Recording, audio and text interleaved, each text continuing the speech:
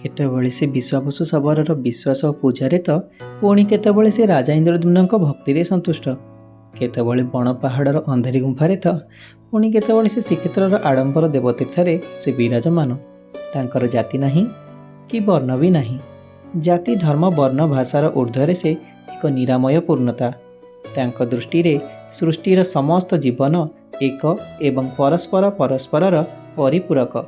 ସବୁରି ଭିତରେ ସେ ହିଁ ଆତ୍ମା ରୂପରେ ଅଧିଷ୍ଠିତ। ଆକୃତି ଓ ପ୍ରକୃତିର ଯେଉଁ ତଫାତ୍ ଦିଶେ ନାହିଁ ତାହା ହିଁ ତାଙ୍କର ବୈଶିଷ୍ଟ୍ୟ। ସବୁ କ୍ଷେତ୍ରରେ ସେ କ୍ଷେତ୍ରପତି।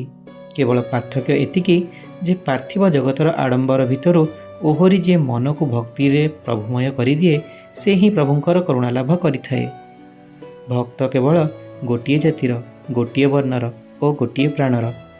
କୋଟି ବ୍ରହ୍ମାଣ୍ଡର ଈଶ୍ୱରଙ୍କ କୃପାଲାଭ କରିବାକୁ ଅନ୍ତରର ସାତ୍ୱିକତା ଲୋଡ଼ା।